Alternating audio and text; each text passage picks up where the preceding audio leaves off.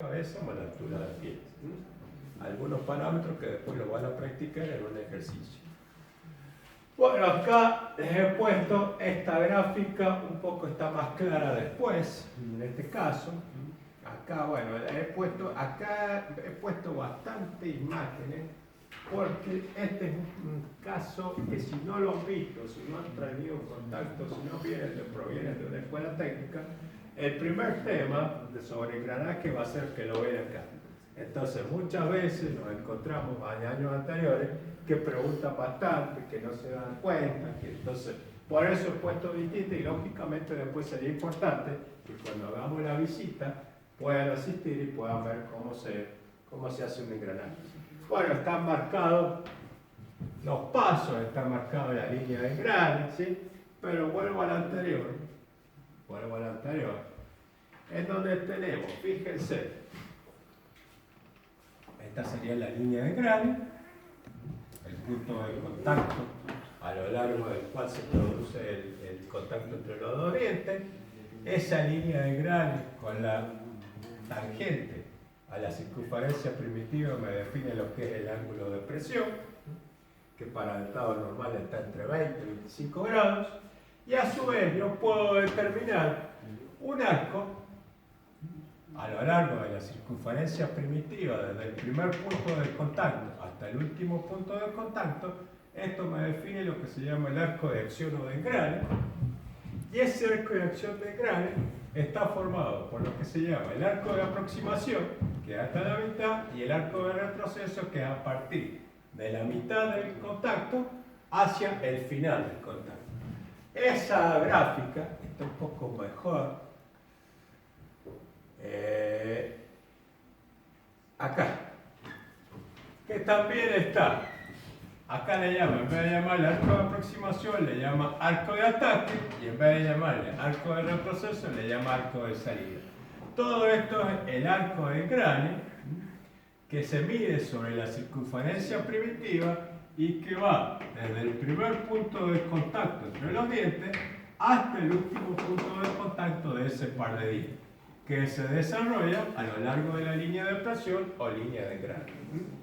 Ese arco, esos arcos de contacto y arco de salida, me van a definir la relación de contacto o grado de recubrimiento. ¿Qué es lo que es la relación de contacto o grado de recubrimiento? Es el número de promedio de pares de dientes que están en contacto. ¿Cuántos dientes están en contacto? ¿Cuántos pares de dientes están en contacto simultáneamente? ¿Sí? Ese número, ese grado de recubrimiento o relación de contacto tiene que ser mayor que 1. Nosotros vimos ahí en la animación que todavía había un par de dientes en contacto y ya entraba el otro par de dientes en contacto. Por eso es mayor que 1, ¿sí? Porque todavía no salió un par de dientes, no dejó de estar en contacto un par de dientes y ya está entrando el otro. Profe, dijo relación de contacto o grado de recubrimiento, ¿sí? Mayormente los que trabajan en esto lo conocen como grado de recubrimiento. Relación de contacto es un concepto teórico que da los libros. Si ustedes van, cuando nosotros vamos a esta fábrica, van a hablar del grado de recubrimiento. Representa el número de pares de dientes que están en contacto simultáneamente, que tiene que ser más que 1 para que haya un contacto, una transferencia de torque adecuada, ¿sí? Y que se calcula ese grado de recubrimiento como el arco de acción, el arco total, dividido el paso correspondiente. Esta es una relación teórica. El arco de acción es bastante difícil de dimensionar, es bastante difícil de medir. Por lo tanto, lo que tengo que fijarme es cuántos dientes van a estar en contacto simultáneamente. Generalmente, en el caso de los engranajes rectos, es 1,2, 1,3, porque tengo un par de dientes que está en contacto, ya desde que sale ese par de dientes ya está entrando en el otro. Es mucho mayor en el caso de engranajes helicoidales. Este parámetro es un parámetro importante porque me está indicando, ¿sí?, cuál es la transferencia de torque que voy a tener en el engranaje correspondiente. Este es un parámetro importante desde el punto de vista de la medición de los engranajes. Bueno, acá les he puesto nuevamente otra imagen donde está dibujado en la línea de engrane y donde está dibujado el ángulo de presión. Detalle importante, en la línea que une los centros de ambas ruedas, ¿sí? Por ahí se hace pasar la tangente correspondiente. Esa línea tiene que coincidir con la circunferencia primitiva y lógicamente por ahí es un punto por donde pasa la línea de engrane. La tangente con esa línea de engrane me define lo que es el ángulo de presión. Ojo con esos dibujitos que hay que hacerlo bien cuando lo dibujan, cuando le pedimos esquematizar. Bueno, acá otra imagen donde están dibujadas las relaciones de transmisión, donde están definidos el diámetro de cabeza, el diámetro primitivo más 2 veces el módulo, el diámetro de raíz, el diámetro primitivo menos 2,5 veces el módulo, ¿sí? Vean estas figuritas porque la distancia entre centros, cómo la calculo, ¿sí? Esta figurita un poco condensa todos los parámetros que ustedes van a calcular ahora cuando hagan la parte práctica. No sé si hoy día la alcanzaremos a hacer, pero los módulos. Les he puesto dos opciones. Estos son los que aparecían en la figurita esa que vimos recién. Son los módulos que se adoptan como módulos normalizados, ¿sí? En esa figurita. Pero hay una segunda opción en la cual yo puedo tomar estos módulos, ¿sí? Cuando no puedo definir, bueno, hay una segunda opción. Y en la clase pasada el ingeniero García habló de que dentro de los engranajes, ¿sí?, se utiliza lo que se conoce como el diametral pitch o paso diametral, que básicamente son módulos tomados desde el punto de vista de las unidades inglesas, ¿sí?, que en general nosotros tratamos de trabajar fundamentalmente con módulos dentro de lo que es el sistema decimal, el sistema métrico, ¿sí?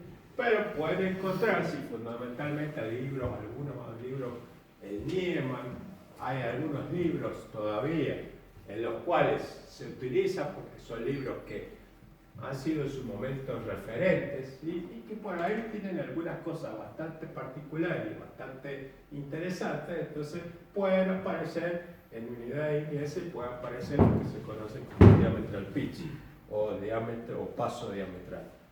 Por eso están figurados, pero en general nosotros vamos a trabajar con el sistema métrico. Bueno, los engranajes helicoidales. Ahí tienen el movimiento, un par de engranajes helicoidales, ¿sí? Se llaman helicoidales porque el dentado está tallado según una hélice. Ojo con esto, para que se produzca el contacto, las hélices tienen que ser contrarias, ¿sí?, porque por ahí esquematizan y no se fijan en esos detalles. Entonces nos pasó en un examen que habían puesto las dos hélices en el mismo ángulo y bueno, lógicamente el contacto no se va a producir jamás. Entonces en la esquematización hay que tener en cuenta todos los detalles. Esto sería lo que ustedes tienen que esquematizar, ¿sí? No pretendan hacer estos dibujitos porque no les va a salir, ¿sí? No salen, ¿sí?, salvo que pero cuesta mucho realizar. Bueno, y ahí tienen un par de dientes en contacto como engranajes helicoidales, ¿sí? Fíjense las características que tiene el diente, ¿sí? Describe una hélice, describe una cierta curvatura. Por lo tanto, acá hay que definir algunos parámetros más respecto a los engranajes rectos.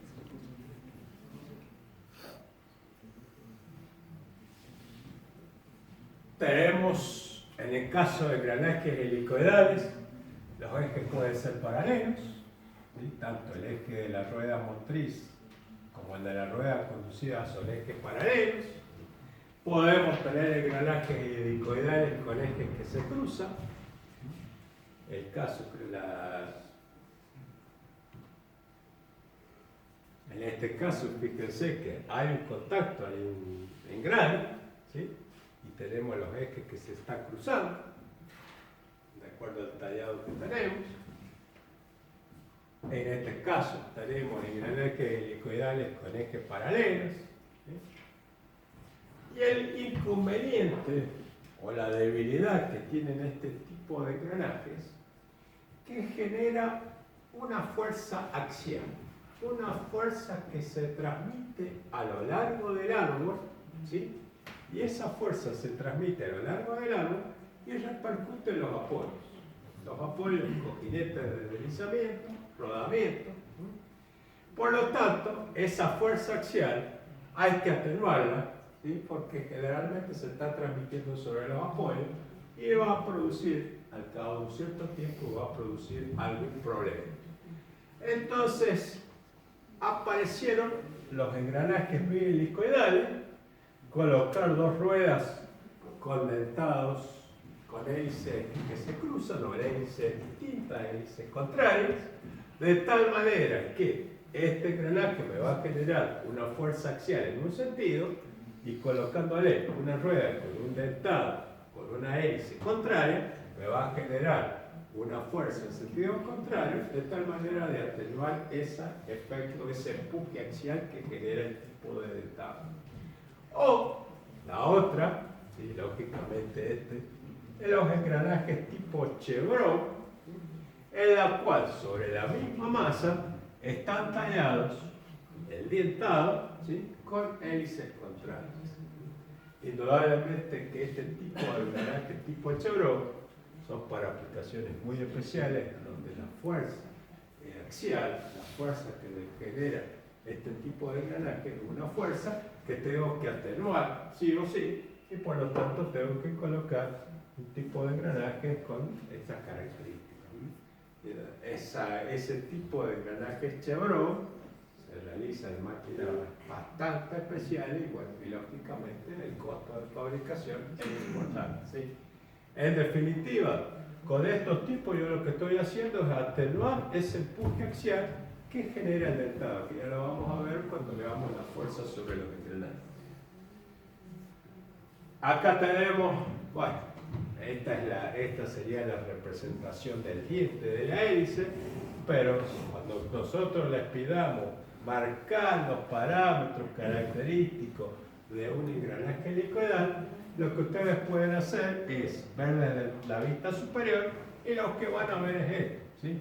Esta va a ser la hélice del diente, por lo tanto van a ver el paso, que va a ser la distancia entre dos dientes consecutivos. Esto es lo que se llama el paso circunferencial.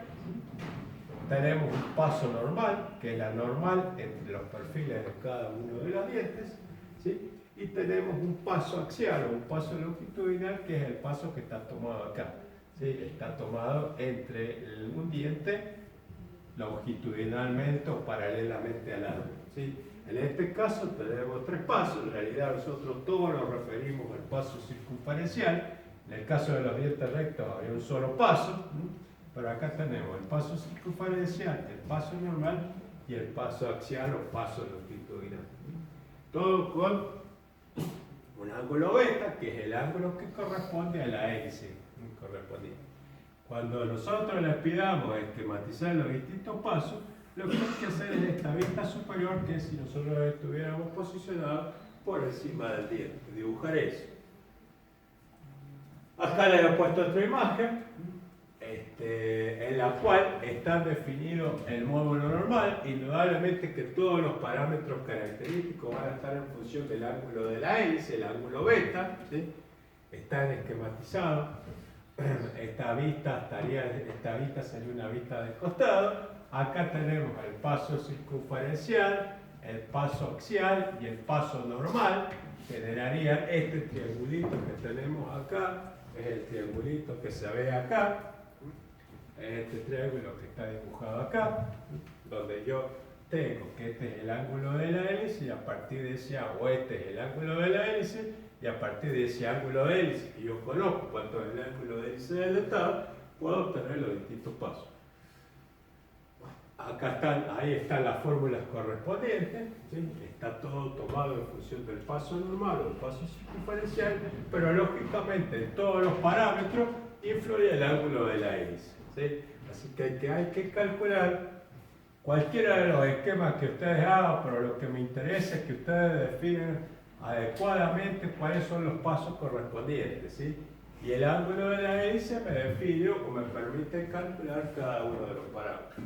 Creo que les he puesto otra. Bueno, acá están las dimensiones principales. El diámetro de cabeza se saca exactamente igual que para el caso de los engranajes rectos. El diámetro de pie también. Todo está definido en función del módulo circunferencial. El módulo, tomamos el módulo circunferencial como valor característico, ese es el que tenemos que elegir. Bueno, y acá el paso normal, afectado por el coseno por el ángulo de hélice, el módulo normal, afectado por el ángulo de la hélice. ¿Sí? Es a partir de ese triangulito que estaba dibujado, es obtener los distintos otros parámetros. Las relaciones entre las ruedas, el ángulo de la hélice, y acá este esquemito un poco condensa todo lo que estamos hablando, ¿sí?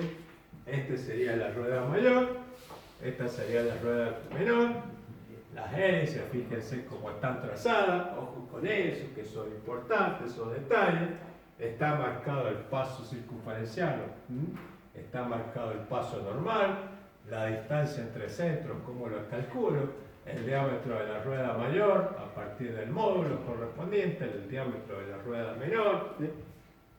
Poco condensa todos los parámetros que estaban definidos en las figuras anteriores. El ángulo de la hélice, el ángulo beta. Cuidado con eso, eso es lo que hay que esquematizar. Bueno, y acá le he puesto el cuadrito donde están todas las características y todas lo que estamos hablando. Las formulitas correspondientes. Es solamente analizar el triangulito, ese triángulo rectángulo que se forma a partir de los distintos pasos. Vamos al caso de los engranajes cónicos. Y el caso de los engranajes cónicos sería ese, en donde puedo tener un dentado recto y puedo tener dentados helicoidales. Acá solamente he puesto una animación de dentado recto, pero puedo tener dentado recto, un dentado helicoidal y hay algunas aplicaciones muy especiales, lo que se llama un dentado hipoidal, que básicamente este dentado hipoidal se da en los trenes de engranaje, que son el tema que vamos a ver en la clase que viene. La mayoría de los engranajes rectos se da dentro de lo que son estos dos grupos, ¿sí? Y para los petroleros van a encontrar un dentado cónico en lo que es la mesa rotary, ¿sí? Que es la mesa que está en la columna de perforación, ¿sí? En calor característico, justamente. El caso que cuando ustedes, no sé en qué materia, creo que perforación, la materia que tienen, hacen un pequeño calculito de esto, bueno, y ahí tienen que conocer dónde se aplica el dentado cónico. Por eso lo pusimos como ejemplo, porque el profesor de la materia pidió que lo mencionáramos como caso característico. Bueno, fíjense que los engranajes cónicos, indudablemente que los árboles se cruzan, ¿sí? Los árboles se cruzan, y lo que ustedes tendrían que esquematizar es esta figura, ¿sí? En donde yo tengo, esta es la rueda menor, la rueda motriz, acá tendría la rueda mayor, y si queremos verlo, sería esa la figura correspondiente. El otro esquema que ustedes podrían hacer, bueno, fíjense que tenemos un diámetro mayor y lógicamente el dentado, ¿sí? Un dentado que se va cerrando y un diámetro menor, ¿sí? En definitiva forma un cono. Y la otra esquema que se podría hacer es ese, en donde acá tengo, esta es la rueda menor, este sería el diente que está en contacto con este otro diente y esta sería la rueda mayor. Esta es la masa, por acá pasamos con el árbol y este sería el otro árbol. Bueno, y en función de eso, la relación de transmisión es exactamente la misma, ¿sí?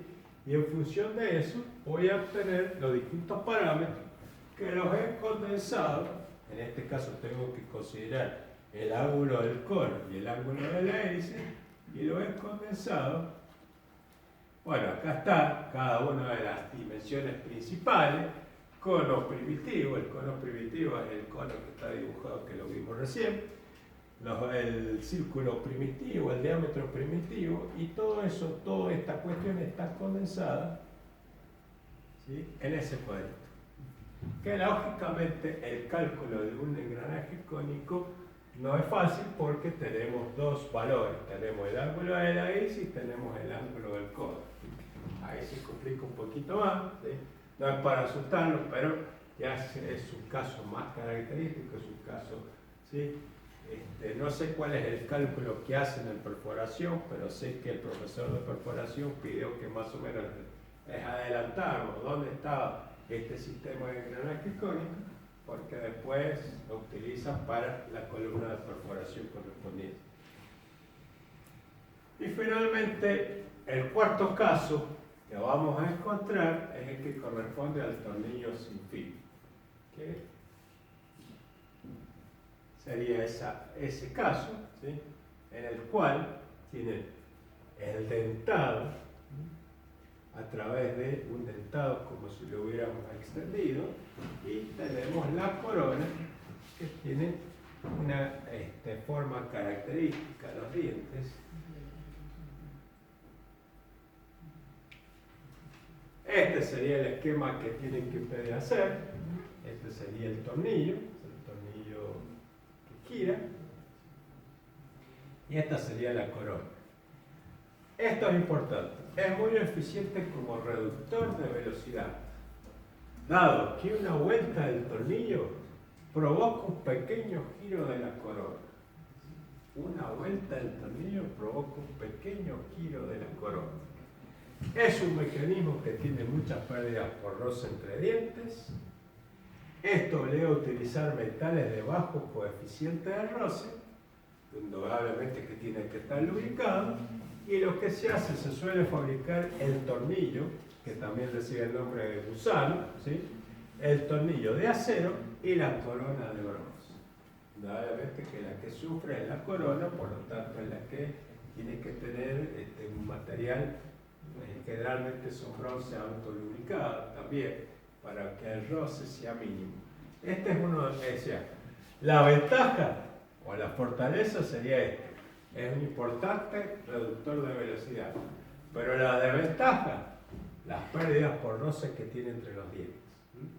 Entonces eso se atenúa haciendo uno de los materiales de material blando, generalmente bronce autolubricado, de tal manera que las pérdidas por roce disminuyen a lo largo del tiempo. Este sería el mecanismo característico, eso es lo que les quería mostrar a lo largo de la línea integral, pero bueno, pues se la debo para ver cómo lo podemos implementar. ¿Profe? Sí. Una pregunta, ¿cuál es el motriz y cuál es el conducido? Y generalmente el motriz es el tornillo, el gusano, ¿sí? Generalmente el motriz es el gusano, el tornillo, por lo general. Pero como te digo, eso es lo que dice la buena técnica, ¿sí? Puedes encontrar que se debe aceptación al ver, pero por lo general el motriz es el tornillo. En este caso no les he puesto cálculo, ¿sí?, directamente, no les he puesto cálculo porque es un cálculo muy especial, un cálculo que nosotros no vamos a analizar, ¿sí?, es bastante característico. Les he puesto algunos parámetros, con eso creo que les alcanza y les sobra para conocer. Se necesita avanzar mucho más y no tiene sentido para el perfil que tienen ustedes. ¿Cómo andamos con la hora? ¿Qué hora es? ¿Ah? ¿Ya estamos? Sí. Bueno, veamos esto último y nos vamos. La interferencia. Nosotros dijimos que el dentado normal tiene que tener perfil devolvente y acá una pequeña zona que es donde está el diente que se agarra a la masa, a la rueda, ¿sí? Si no está bien diseñado el diente, y justamente con la máquina creadora, yo puedo producir esta situación, ¿sí?, que la máquina creadora come más de lo que tendría que comer. Y entonces se produce esta hendidura. Esto es lo que se llama la interferencia. Son puntos del flanco del diente que no tienen contacto con la otra rueda. Estoy desaprovechando un flanco del diente y lógicamente estoy provocando que el rendimiento mecánico sea menor. ¿Sí? Yo necesito que la mayor parte del flanco tenga su conjugado en el otro diente. Cuando se produce esta interferencia, cuando se produce esa zona, que por un mal diseño, ¿sí? Porque no coloqué bien la herramienta, porque diseñé mal, hice mal el cálculo y me dio, entonces lo que hace la herramienta come más, ¿sí? Y no solamente produce el tema de la interferencia, o sea, esta zona no va a tener su contacto con el diente de la otra rueda, sino que fíjense cómo disminuye la resistencia mecánica de ese diente. Se produce un problema no solamente desde el punto de vista de la transferencia de torque, sino que se produce un problema desde el punto de vista de la resistencia mecánica. ¿Sí? Ese es lo que se conoce como la interferencia. Zonas del flanco del diente que no tienen su conjugado en el flanco del otro diente. Bueno, hasta acá vamos a llegar, nosotros ahora tenemos mesa de examen.